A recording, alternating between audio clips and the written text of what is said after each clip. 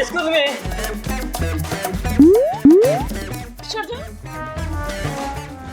আপনার সমস্যাটা কি? আপনি আমাকে দেখলে সবসময় এরকম বাজে ইঙ্গিত কেন করেন? আমি আপনার দেখে বাজে ইঙ্গিত করলাম কই?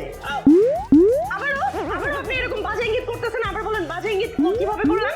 শোনেন, আমি কেন আপনার দিকে তাকাই? আমার গ্রামে একটা ভাবি আছে, ওই ভাবি আর আপনি দেখতে একই রকম, তাই আপনার দিকে তাকাইলে আমার মনে হয় আমি আমার ভাবির দিকে তাকাইছি। বেয়াদব, এত বড় সাহস আমাকে আবার বাজে ইঙ্গিত দেয়, আবার বলে ফাইজলামি করেন। ফাইজলামি করার জায়গা পান না, তাই না?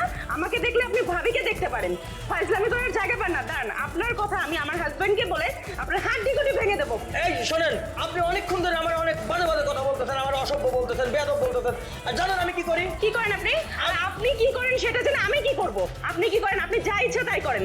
আপনি আমাকে দেখলে কেন এই ধরনের অশোভন ইঙ্গিত কেন করেন? কেন?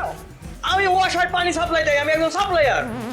আজকে আপনার কিছু একটা করবো। আমার হাজবেন্ডকে আপনার সম্পর্কে কমপ্লেন করে আপনাকে মেরে হাড্ডিগুলি ভেঙে দেবে আমার হাজবেন্ড। আপনি একটু ওয়েট করেন। শফিক, শফিক, ভাবি, এই লোকটা আমাকে দেখলেই সবসময় জন্য বাজে ইঙ্গিত করে। এই লোকটাকে এমন শিক্ষা দাও যাতে কোনোদিনও কোনো মেয়ের সাথে এই ধরনের বাজে ইঙ্গিত না দিতে পারে। ভাই আমি হয়েছে কি, ভাবিরে দেখলে আমার গ্রামে একটা ভাবি আছে, তার কথা মনে পড়ে, এই জন্য আমি একটু ভাবির দিকে তাকাই। এছাড়া কিছু না ভাই। এই যে এই সেম কাজটাই আমার সাথে করে।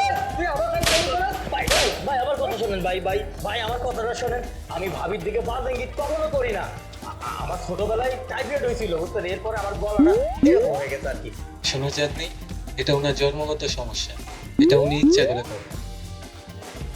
সরি ভাই, আপনাকে বলবো যে আপনার গায়ে হাত দিয়েছে। আপনি মাফ করে দেবেন। চলো চাঁদনি।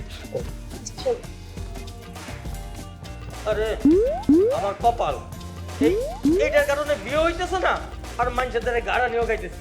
ও আশায় পানি সাপ্লাই দেয় না, আমারে সাপ্লাই করে দেয়।